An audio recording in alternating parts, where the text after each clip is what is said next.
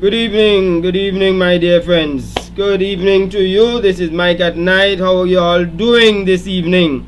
Yes, welcome to Mike at Night. Last week we had a rerun. Forgive me for that. You know, we just go down. I think last week was a public holiday. I think it was. So, have to spend some time with the family and that kind of thing. Because, you can't come and help people with their issues and you putting yours in jeopardy. So, you have to manage that. Alright, my people. Rock and come in. Let's see you come on board.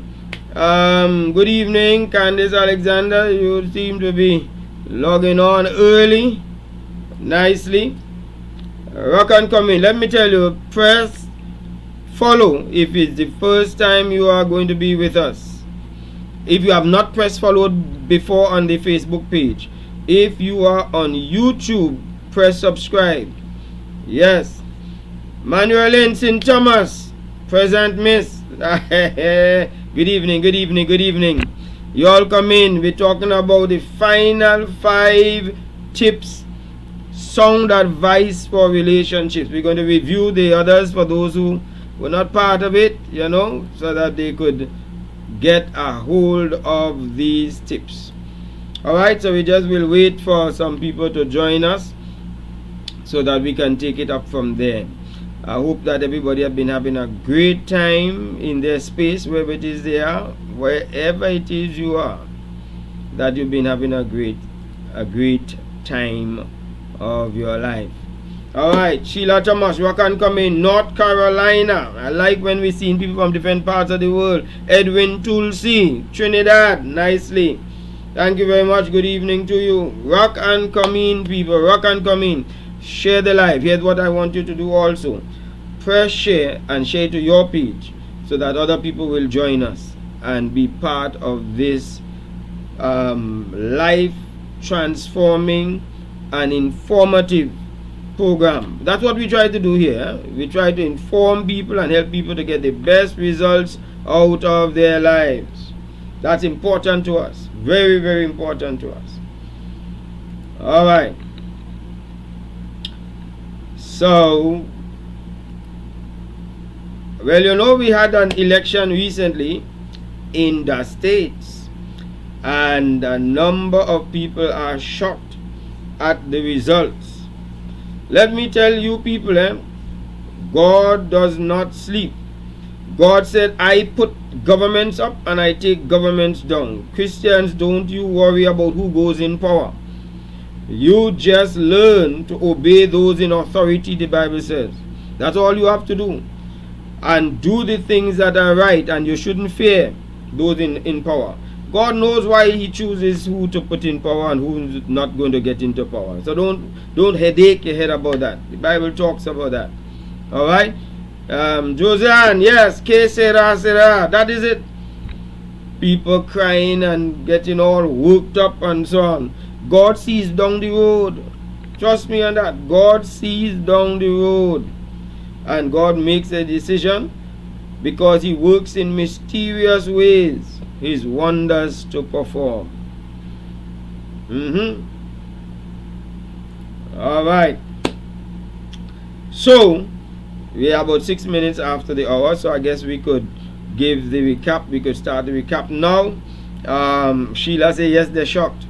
Sabrina, Anika, Sabrina. I wonder if I've met Sabrina before. I think I did.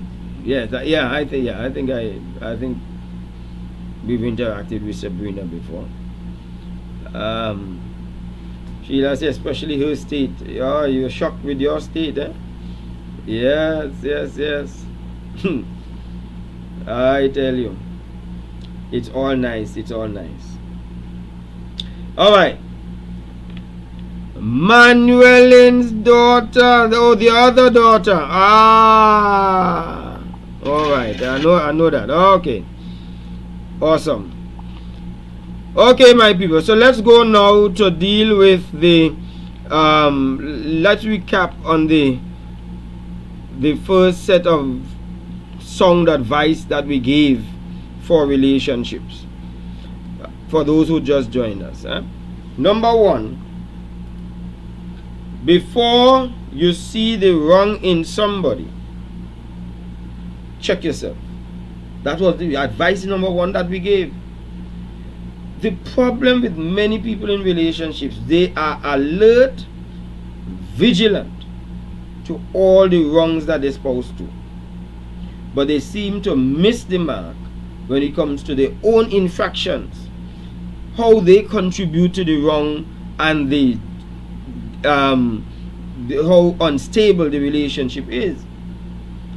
So when we're doing counseling, sometimes I will ask a client, I'll give them each a piece of paper and say, write down for me all the things that you figure your spouse is doing that is wrong and reprehensible, that upsets you, etc.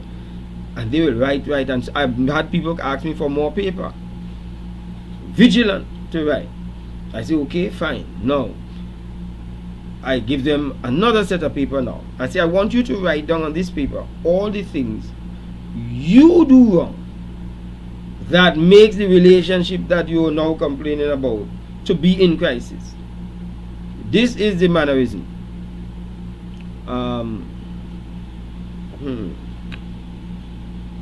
And many times they will stay there struggling to find their own fault.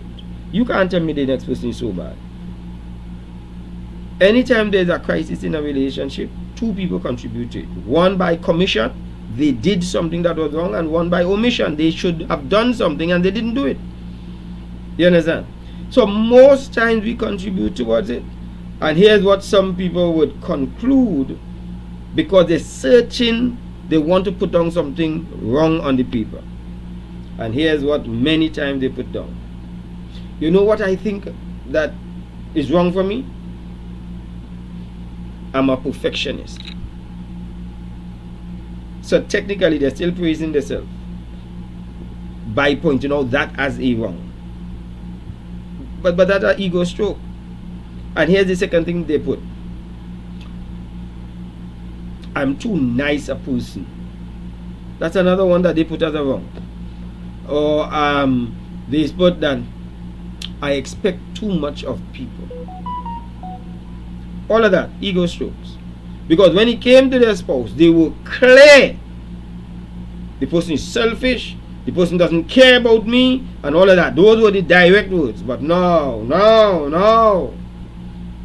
You understand? So the rule number 1 is check yourself. You ain't so perfect. You ain't so hot. You ain't so out of the thing that this person should be so enamored to be in a relationship with you because you are such a great person. We all have our faults. Joanna, lovely. Good to see you. Yes, it has been a while since you were here, but we're happy to have you. All right, Joanna is St. Vincent.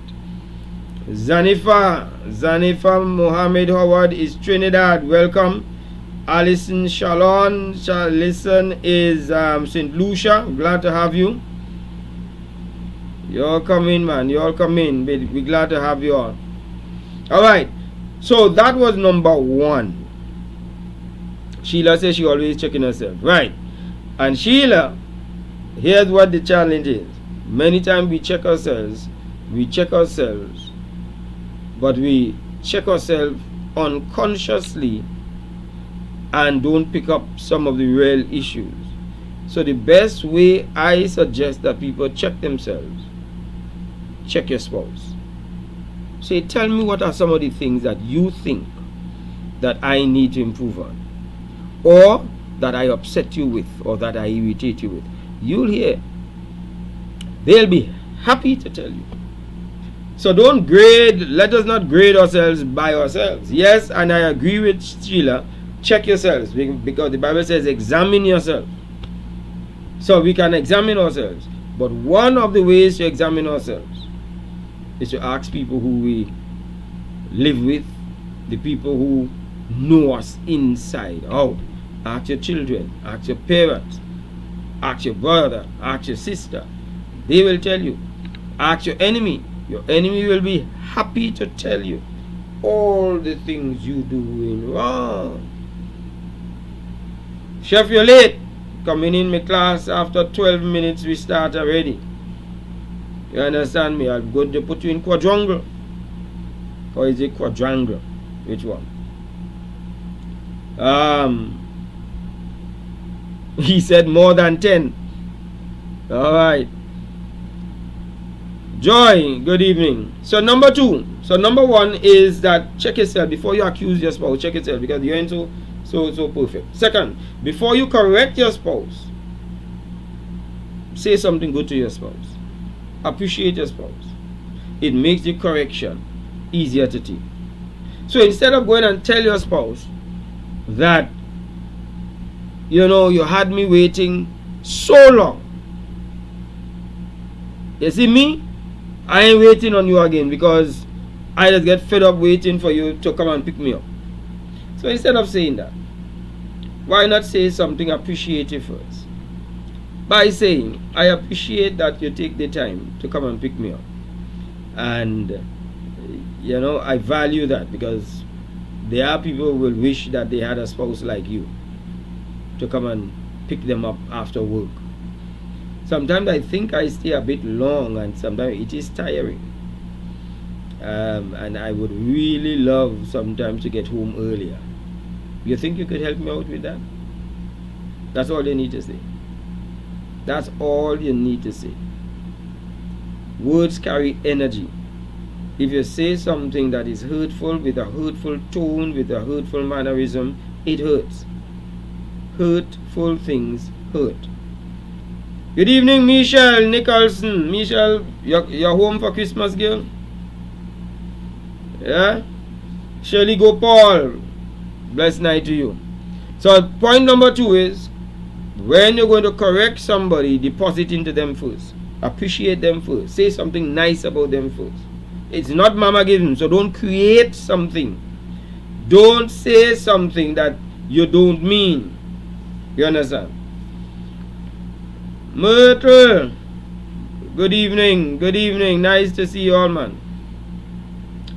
Jackie Jeffrey, thank you for joining us. Alright. Chef, apology accepted. Alright. Glenda Allen. Alright. Apology accepted, Glenda. Welcome. Have a seat. Alright. So we're going on to point number 3. Number 3 said, before you accuse your spouse of something, get the proof. Don't run on because somebody said something. People have been accused wrongfully because they did not double check the information. When somebody bring you a story about your spouse, your partner, your boyfriend, your girlfriend, ask them a number of questions. Number 1, where did you get that information from? Did you see him? Did you hear her say that? Get the information. If they said that they heard it, alright, so having heard it, this is first-hand information. But you know what most time it is? Hearsay. Well, I wasn't there, you know, but my friend tell me they see him doing so and so, or was in so and such a place, or they heard her say this about you. No. This is the second question you should ask the person. And what did you tell that person who told you that? Because you are my friend. You're supposed to be looking out for me. What did you tell them? You told them nothing. Oh, then you should have told them the same thing that I am now asking you about. Where did you hear that? Because you may find that they too heard it. You understand, people? We break up relationships just because of hearsay. Yeah? We need to break the chains of hurtfulness in relationships. We have to. Rose Petal, good evening. Rose Petal Nicholas. And welcome. Hey, Langdon, you still around there, boy? Hey, you abandoned me, boy. Hey, welcome back, Langdon Phillips. Nice to have you. Alright? So talk to them. Don't take chain up. You understand? Now, some of the information you have will be true. And some of the information you should not dismiss. But at least you could hide it in your heart. put it in your heart until you have enough evidence, enough information to now make an open statement on it. Don't be too hasty to say anything at all. Okay? Number 4. Before you claim your spouse is distant, you know, we do this stonewalling that the spouse is, you find that your spouse not talking to you. Yeah? The spouse not talking to you, they cold and so on. But before you accuse them, I find you're very cold to me, you know. I find you withdrawn. And I don't like that. Before you accuse them of that, ask yourself, did I do something to cause my spouse to pull away? If you notice, the tips I'm giving you is to prevent you from going searching the other person for your issues when you have to check yourself first. Because you can't change your spouse. You could only change you. You could change your response to the person. You could change your behavior towards them. They have to change theirs. So before you find that they're cold with you, ask this. I wonder, must be this morning when I did talk loud this morning before I went to work, you know. It might be that. So go to the person and say, darling, honey, this morning I know I was a bit harsh and loud, and I want to apologize for that one time. Could that be the reason why you are so quiet, withdrawn, and to yourself? Did it bother you that much? And if they say yes, say, well, I'm really sorry. I was in a bad mood. I should never have said that, even though I was in a bad mood. But I hope that you're willing to forgive me, and let's move forward. You understand? And that's it. This thing is not so hard in it. Life is harder in your head than it is in reality. I want you to remember that. Life is harder in your head than it is in reality. So true, a reaction often makes things a lot worse. Thank you, Landon. Hurt can be a bitter cycle. Thank you, Chef. Alright. I haven't seen my sister Diane jump on here yet. I wonder where she is. Late as usual. Alright. Okay, so we now go on to point number 5. Before you claim that your spouse is secretive, hiding stuff from you, always check yourself. Remember, this is the thing that we're saying. It helps when we check ourselves first. Before you claim that they're secretive, ask yourself if you are easy to talk to. Because you see, some of us are very harsh. Some of us jump to conclusions. Some of us, as soon as the person trying to tell us something, we get into a heated position. And the people that we are with don't feel open to share us with some information, because they know how we would behave. Welcome, Kenneth Winchester. Nice having you. Haven't seen you on for a long time, Kenneth, but that's good to have you on. The people know how we behave. There are some people that have a temper. They're hasty. It's not easy for your spouse to be bringing bad news to you, something that they know you'll be disappointed with, because you don't take bad news easy.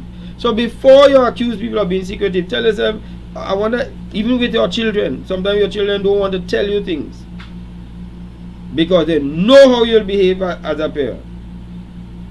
You'll curse fly. Tell me I'm wrong. Or tell me I'm wrong. Alright. So, that's why we need to be empathetic, non-judgmental. Just hear it out. Just hear it out. You understand? So, number 6. Don't protect a friend at the cost of your own relationship. You see, sometimes we have friends and we have people that we put ahead of the relationships that we are in.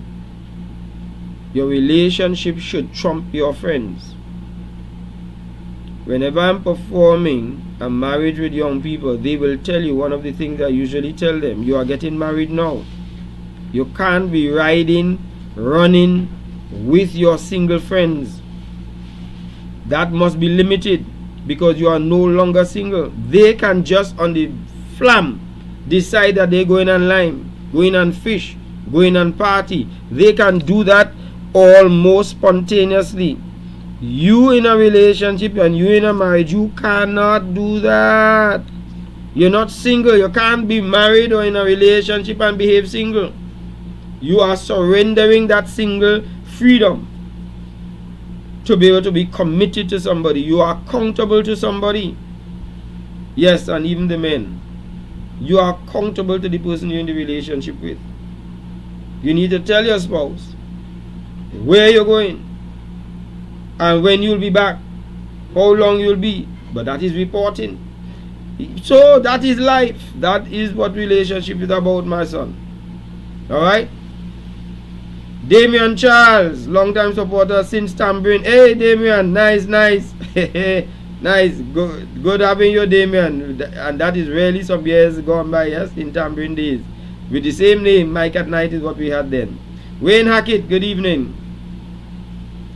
Thank you, Manuelin. I got a chance to meet your daughter tonight. Landon said, I once had a partner who became so silent because I tried correcting her when she spoke in proper English.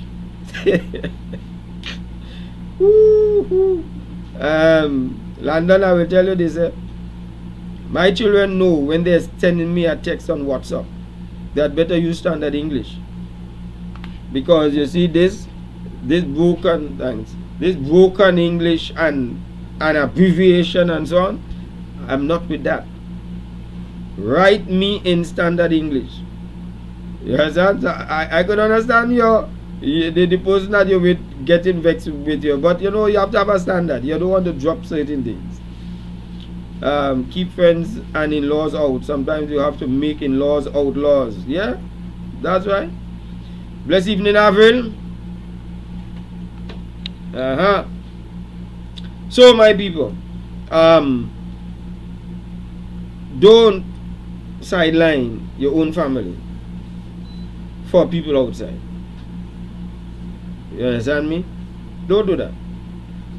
If your spouse, and I'm going to, you all tell me if you agree with me with this, because I know that some people have their different views on it. If your spouse feels that they are uncomfortable with a friend that you have, they feel you are too close to this spouse, and they feel more comfortable if you disassociate that friendship, should you break that friendship in order to please your spouse? Only answer that. I give you only a chance to answer that. Angel. Yep. Angel Grenada. Yes, Angel is Grenada. Wonderful. Welcome on board. Wayne says yes. Alright, who else? Let me remind people, make sure you press follow on the page. We have 7,000 followers already. We want to carry it up to 10,000. So if you have not pressed follow on my Facebook page yet, just go there now and press follow and bring us to 10,000. Yep. On YouTube, if you are on YouTube, I want you to press subscribe so that you'll be part of the. Myrtle says break it. Frida says good evening. Alright, Patricia Clark says yes. Roger, what is this? This is Roger Sampson. Great night, great topic. Thank you very much, Roger. Spouse ought to take priority, but why are they worried? Trust lacking. And that might be because sometimes we break the trust prior, so they become very hesitant after. Avil said yes. Angel said yes. I feel if you are in a serious relationship and you want to keep that relationship, who is it that you think should be of such that you will keep at the risk of losing a solid relationship that you are in? You see? Yes, Angel, thank you. I agree with those who said yes. I agree with those who said yes. Because if you're not willing to give up the person for your spouse, would you be willing to die for your spouse? And you can't give up somebody for them? Alright, all talk to me now. Jennifer said yes. Linton. I'm not too sure whether we've had Jennifer on. If you all are here on for the first time, let me know, let me know. I'm always happy to meet you all. Myrtle said yes, broke it. Roger Sampson said yes, his marriage is more important. Well, I've heard people say they're not giving up none of their friends for their spouse. None. Alright. I'll drink my water and mind my business. Lyndon, you're late. You're late. You're late. Almost half an hour late. Yeah? Alright. So, some of you all miss some of the things we do so far. But never risk your relationship. Never, your spouse must know how important that they are in your life. And there is no way you could have a stable relationship and your spouse feel that they are an option. No, they must be a priority.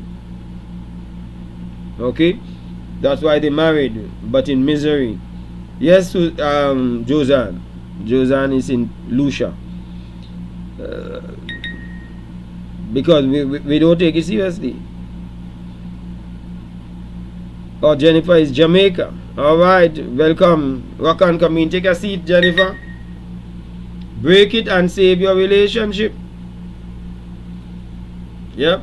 Yes, you could also set boundaries and say, alright, the person, I will tell these people 10 after 9 o'clock or whatever it is, I'm going to drop them home every evening. Something, you could set your own boundaries. But get the agreement of your spouse. Alright, the next one, number 7. Don't let how you treat your spouse be determined by how your spouse treats you.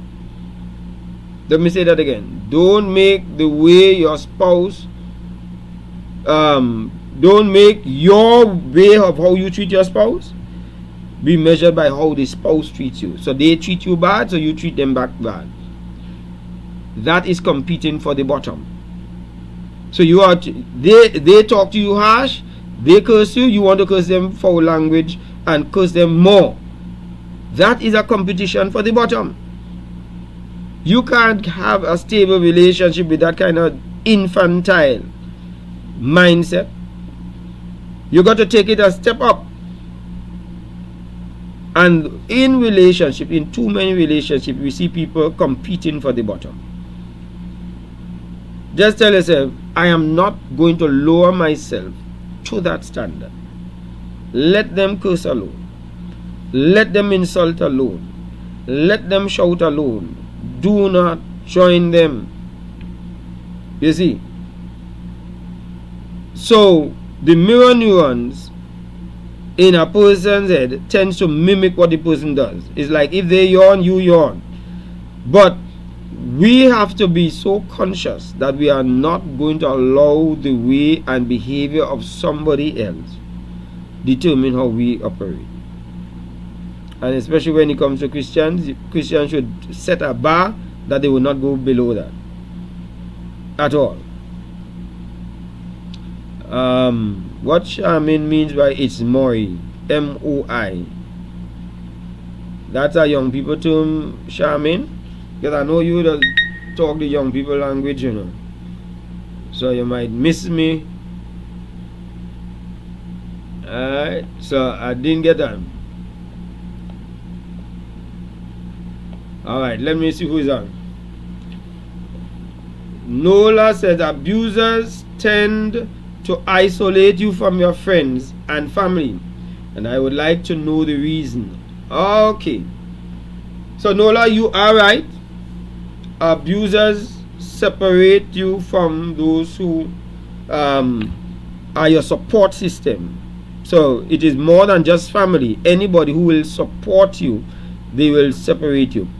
It is like if you have a prey, an animal, and it is going to attack a herd.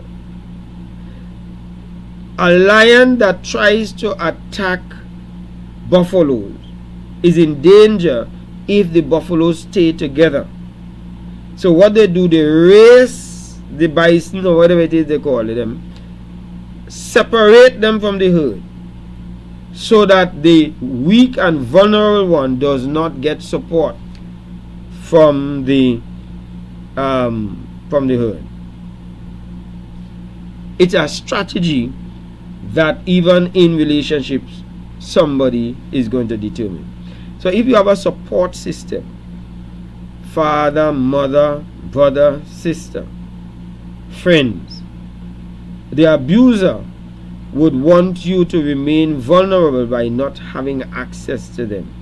So the only person you have access to is them. And one of the things that I tell young girls, your father is important when you start to date.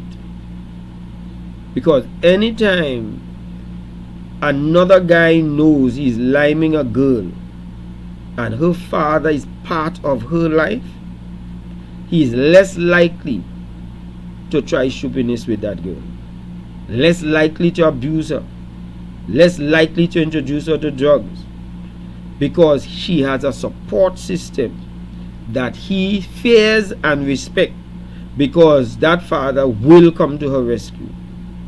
But if you have a girl who is not in connection with her father, or with her mother, or with her family, her brother, her big brother, and or her uncle and all of that, she is more likely to suffer abuse. Take that from me. Yeah? So your support system is important. And so for Nola, therefore, to get rid of that, the Bible says, before you enter into a house to rob it, you must first bind the strong man, the Bible says, so that you can now plunder the home. So you separate them from their stronghold. I hope that answered Nola. I know it was a bit long. Landon says, true, when they've getting withdrawn, don't pull away and busy yourself elsewhere. It will certainly flop. Yeah. MOI means me. More or moi. Okay, it's me. Alright. Oh boy. Okay. Yes. Charmaine is also answering you. Nola is one of control. Yes, it is.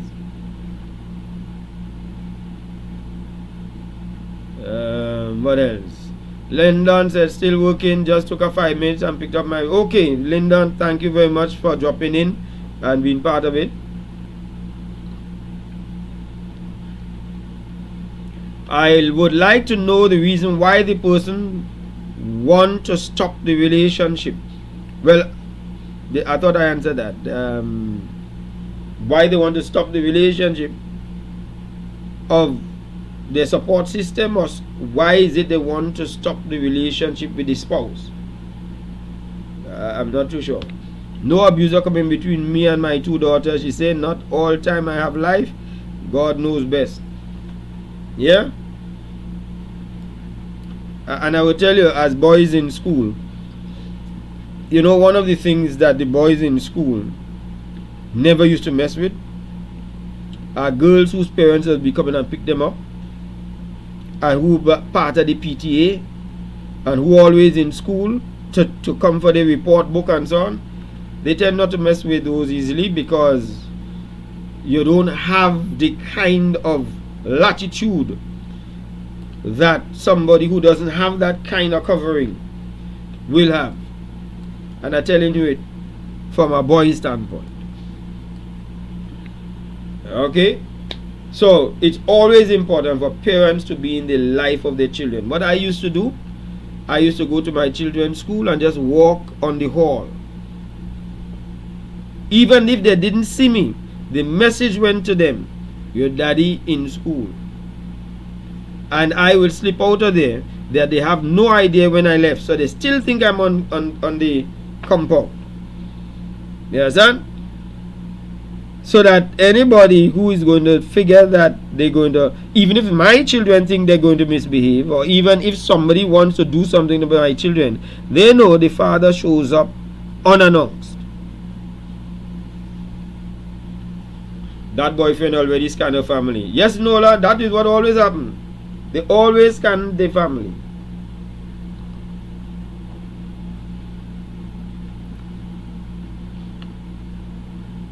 Yeah.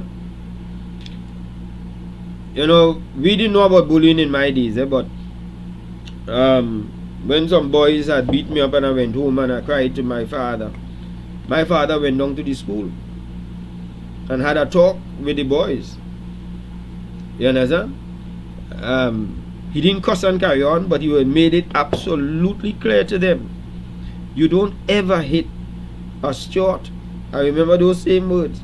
You do not ever hit a steward. Let that be the last one. And that was in primary school, and I was never bullied in school after that, even in high school. Because I'm having to have come down and said so, bolstered my confidence, because I know I had somebody to back me up. Unfortunately, there are so many people who are so vulnerable, they don't have somebody in their life to stand up for them. I also used to go to my girls' school at any time. When they reach home, they will ask me what I came for. Of course. Yeah? Check the personality and character of your children now, Charmaine. Of course, they'll be on the P's and the Q's even long after they grow up. They still figure that you're still bad.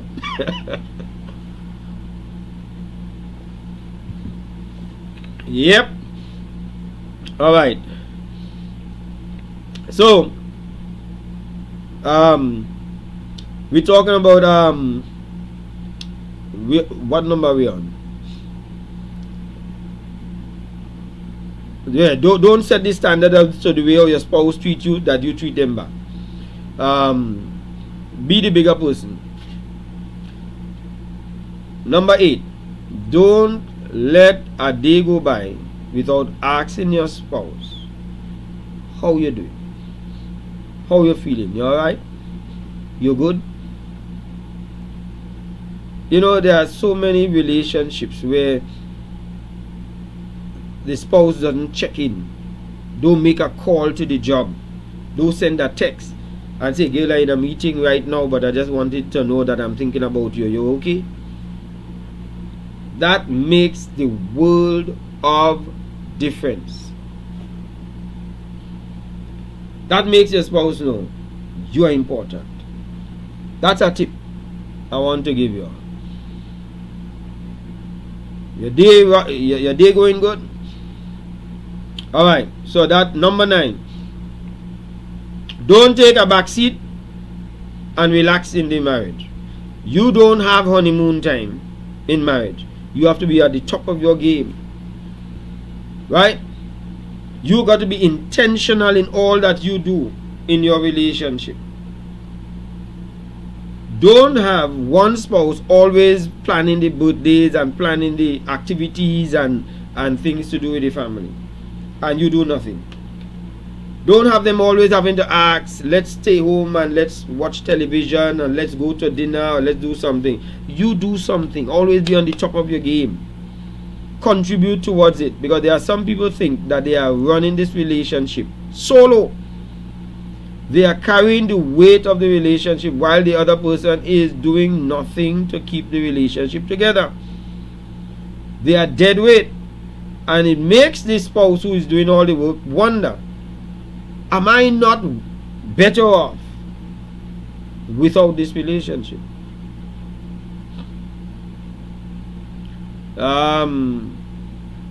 When calls and messages, inquiries are too often. Alright, Landon, you do have a point. Because Landon is saying that if you call too often, it will be as though you're marking them, you're monitoring them, you're stalking them. Then it shouldn't be too often. It should be often enough. You should know your spouse. You should know the busy time of your spouse based upon the job that they're doing. Even if she's home, based upon what time she's home, you know whether the child is sleeping or not, or what time of the day it is. You must know what your spouse is doing, what time your husband is doing what. You'll have an idea and just check it. Okay? But don't do it too often. Don't make it as though you're obsessed. That next one is a real hard one. But Landon, you're correct. Yeah, keeping tabs.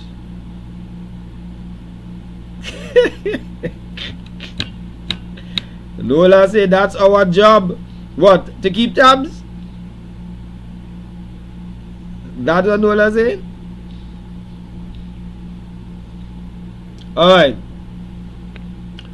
We down to, yeah, so we're saying be intentional in the relationship. Contribute towards it. If your spouse is not missed when the spouse is not around, then I question the value of the spouse in the relationship. Because if you can do without the spouse, how important is the spouse? The relationship must be of such that you must miss them because of the value they bring to you. If you are a worker in a work and you can be away from the work for 2 weeks and you not be missed, there's no change that is taking place because you're absent, then I will question whether you are doing anything of value inside of that workplace. They must know that, boy, we can't wait for Landon to come out back from holidays, because he used to handle this well and he used to do this on time and he used to be able to help out here and so on. But once there is no impact for your absence, then your absence is better than your presence. You must feel like void, Landon says. Yep. Take that one to the bank. Tell them I tell all of that. Let me see Charmaine. Charmaine, the business you're telling me on public social media, so? Well, Mike, I've been running the show from early o'clock until now. I am married to myself. No help, not then, not now, but I thank God for keeping me sane and mentally strong to this day.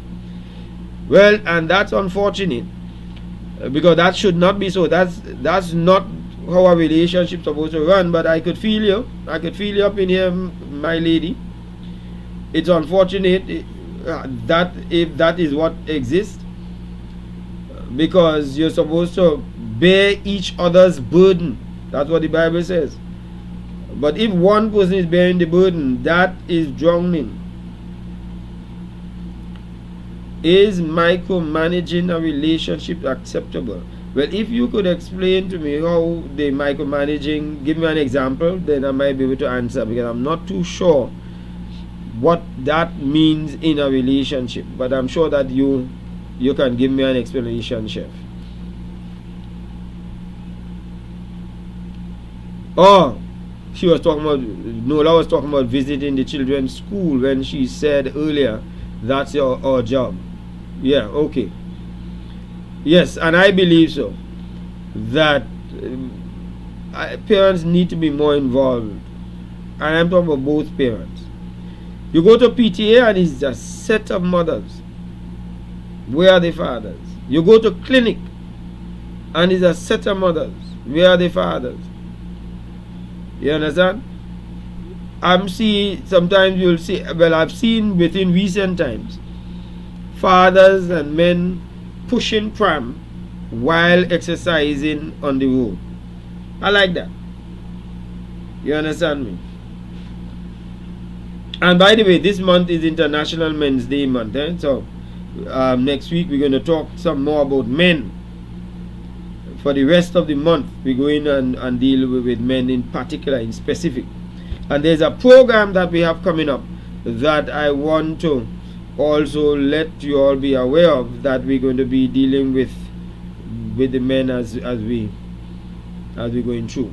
All right. It is something dealing with the plight of black boys and black men.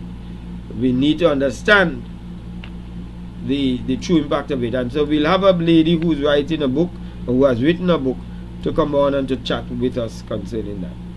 Okay? Alright, let me see what else people are saying here. Something has come up on my screen and I don't know why it has come up on the screen.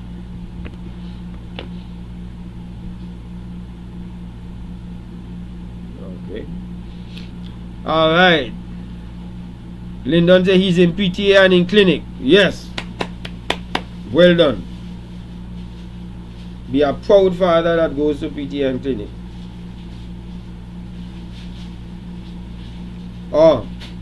So Kenneth Hodge is clarifying what he means by micromanaging, constant inquiry into all activities each other is doing. Is what we call the hovering or the helicopter relationship.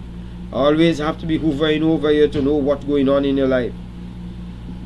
If the relationship is good and flowing, you don't need to be inquiring every time, because the person is supposed to be surrendering some of that information on their own. You see? So no, that micromanagement does not sound good. What makes a man choose friend in front of a spouse, says Patricia Clark? Knowing that your spouse is not happy with the relationship. Well, you know, we're talking about men this month, Patricia. What makes a man choose a friend in front of his spouse, knowing that his spouse is not happy with the relationship? Patricia, you really want me to give the answer again? From my understanding, a man is going to do that under different circumstances, and one of the circumstances when he doesn't take the relationship he's in seriously. So this guy may be a player, so he wants to keep all his options open. He likes to be liked, so he's in a relationship with somebody, that person likes him, and another person on the outside likes him. So he may relish and revel in being liked, and it might be a self-esteem issue that the person has. So he does not have what it takes to be able to cut off. That's one reason. Second reason, Patricia, men are loyal to their ego. And I would explain. Men are loyal to their ego is that they want to always appear on top of their game. So this is one of the reasons why I do not support a woman approaching a man, dating a man, or proposing to a man, because he's loyal to his ego.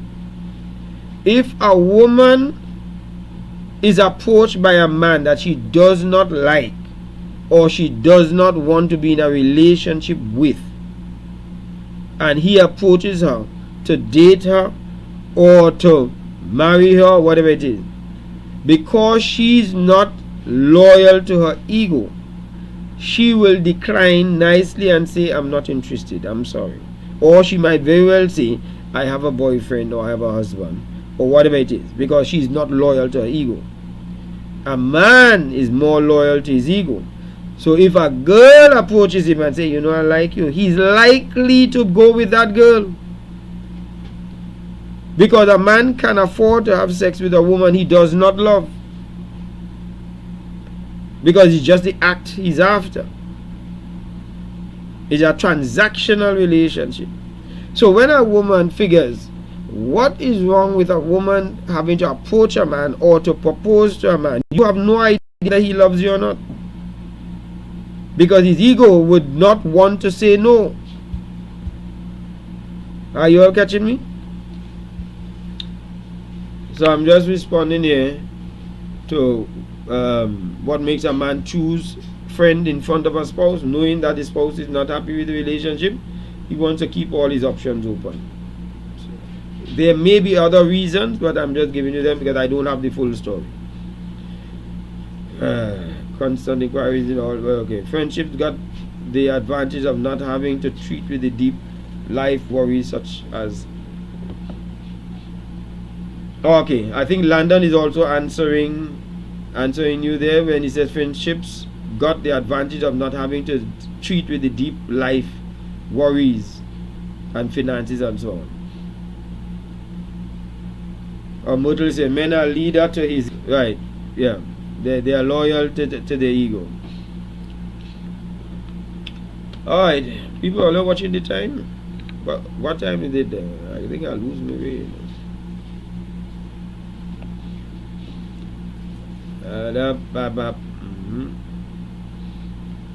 Okay. Alright. Let's see if we can. Are you all getting some value, people? I hope you all enjoying this, I hope you all getting some stuff out of here.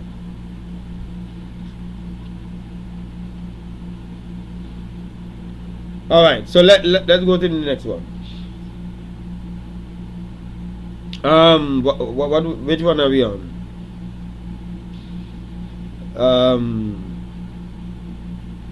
Alright, so 11. Here's one.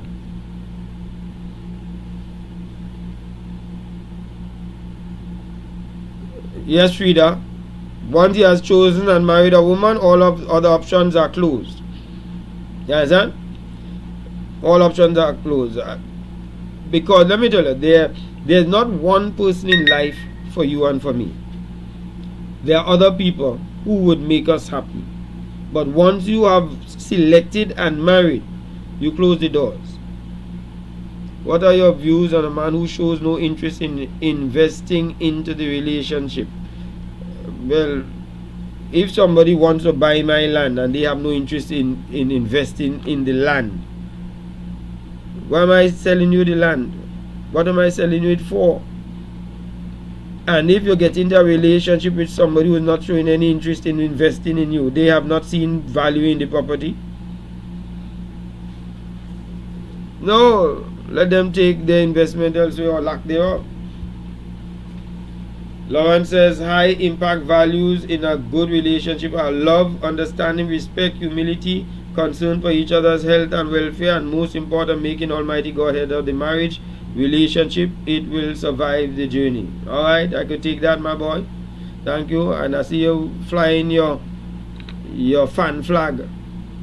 Let me see who else we see with the fan flag on it. I ain't seen anybody else with a fan flag. Charmaine, where's your fan flag here?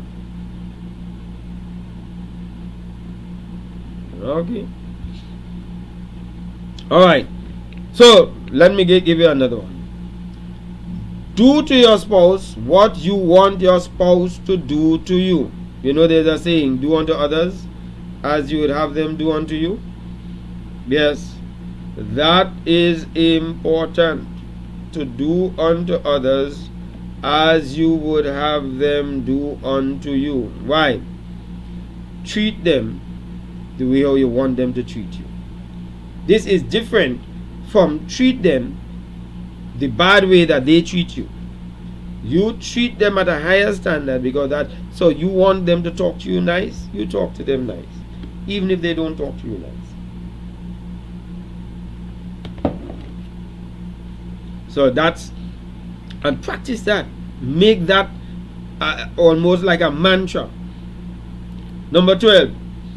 Do love your spouse the way your spouse wants to be loved, using the love language, of course. Treat them the way how you want them to treat you, but love them the way they want to be loved. Because if your love language is quality time, you may be married to somebody who quality time is not their love language, but their love language may be words of affirmation. Because many times a woman's love language is quality time. She wants to spend time with her man. But the man wants words of affirmation, praise, wants her to be able to say how proud she is of him, how well he did that repair on the door. But she doesn't tell him that, because she finds he don't stay home often enough with her. So she's not feeding him what he wants, and he don't stay home because he can't take on all the drama. You understand? So all he has to do is know that she likes quality time and stay home some more. Go out some places some more. Go to dinner some more. Just check into a hotel for the weekend. Yeah? Or just go to some nice guest house in the country and spend the quality time. Put away the cell phone. Right? So she gets what she wants. But this is not your love language, but you must feed the person what they want. And then she recognizes that you love to be praised, you love to be rated, you love to hear her boast about you. Then just give him the boast and the praise. You all understand what I'm saying, my people? Yeah. So, number 13. Do the things that you say. Keep your word. Keep your word. You see, the thing is, a lot of people are unreliable. They say one thing. Let me take it off because it's all over my face now. They say one thing and they do a next. They promise and they don't keep their promise. They promise not to do something and they keep doing it again. They promise to get you something or buy you something, repair something, and they don't do it. It makes the relationship very unreliable. So learn to keep your word whenever you give your word on something. So that was number 13. Number 14. Whatever it is you have, money, education, house, use it in a way that blesses your spouse. Whatever God bless you with is to bless somebody else. You cannot use, should not use something that God bless you with to hurt somebody else. You understand me? So what is yours for the blessing of others. You can't be stingy with it. So you can't be stingy with your wallet. You can't be stingy with your car. You driving up and down, your car clean and nice, smelling as though it was built out of perfume, and your wife and children walking, taking taxi. You must bless other people with it.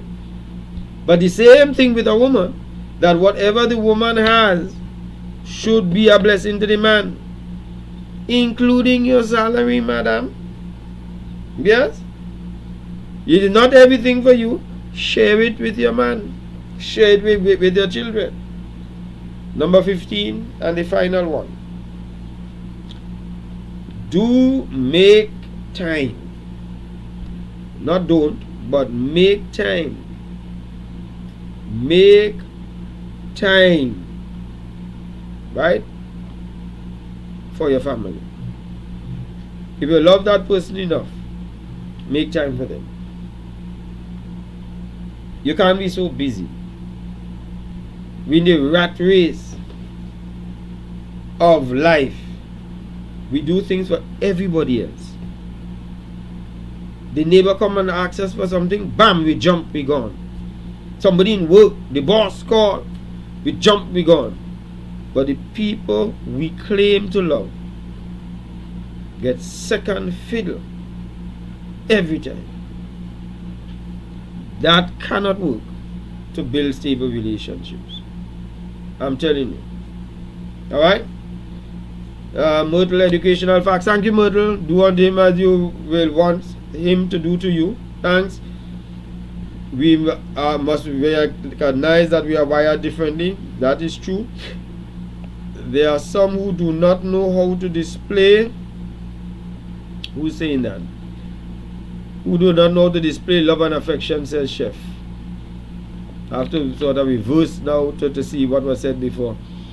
Thank you, Chef. What you're saying is that I am in school at this age. Yes, Sheila, we all are. We all are in school at this age, my dear. Okay. So, as we said, this is International Men's Day, the month of International Men's Day, November 19th, is it? So, next week, Thursday, we are going to now go into a lot of discussion on this whole aspect of International Men's Day. We're going to talk about the men, and we're going to deal with some of the challenges that the men have there. So listen out for that. Alright, y'all put up some hearts and so on. Let me see.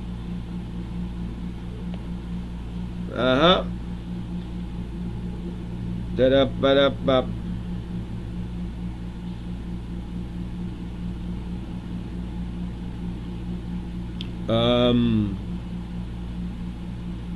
Let me see.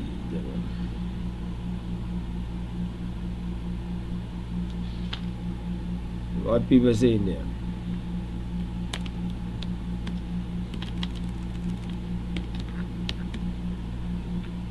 Alright, we're coming down to the end of the program. I'm just reviewing what people said here.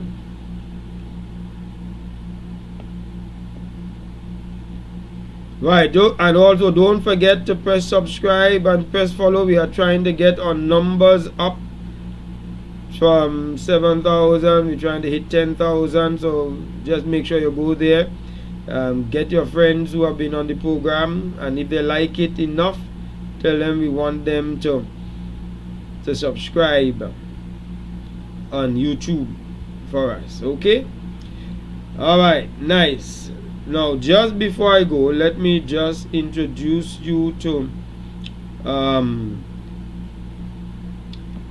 I want to introduce you to a program that's coming up. Let me see if I could just bring it there now.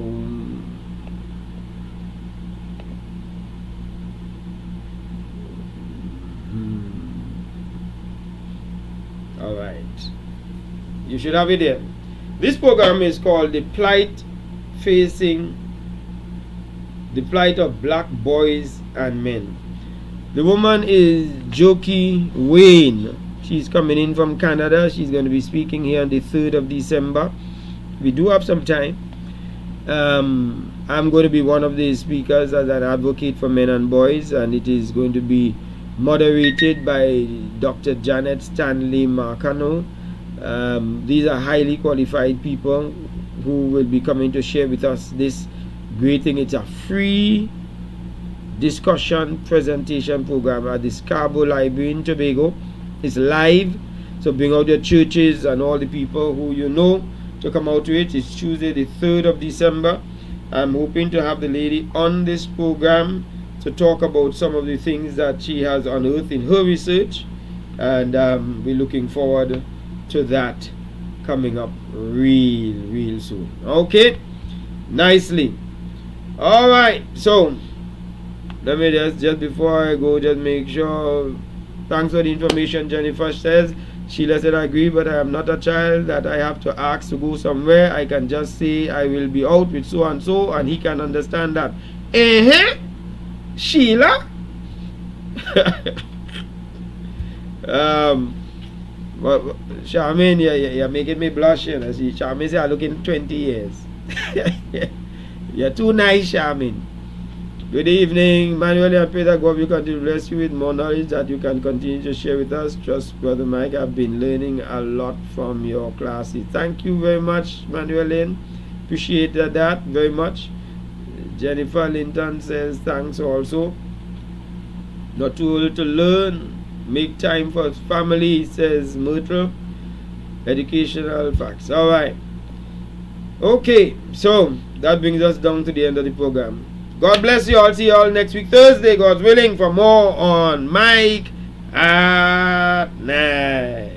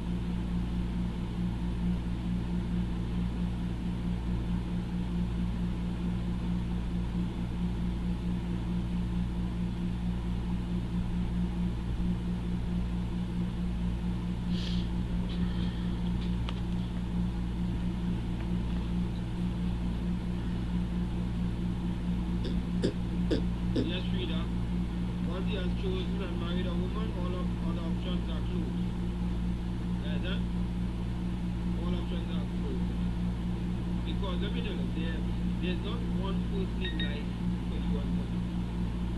There are other people who would make us happy. But once you have selected and married, you close the door. What are your views on a man who shows no interest in investing into the relationship? Well, if somebody wants to buy my land and they have no interest in investing in the land, why am I selling you the land? What am I selling you it for? And if you get into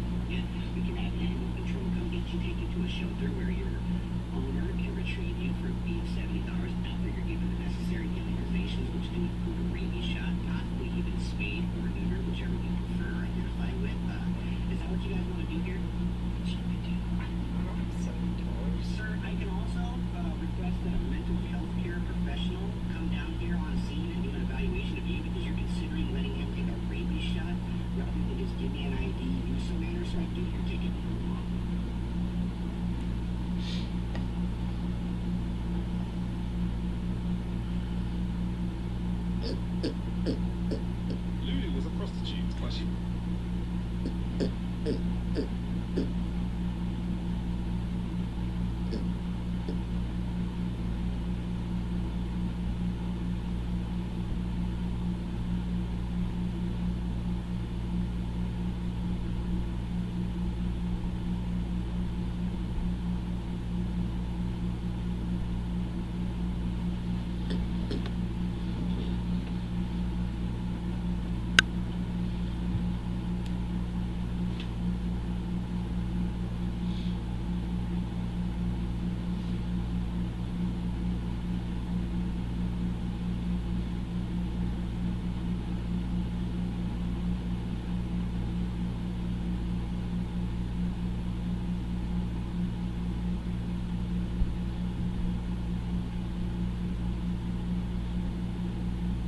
relationships. For those who just joined us, number one, before you see the wrong in somebody, check yourself. That was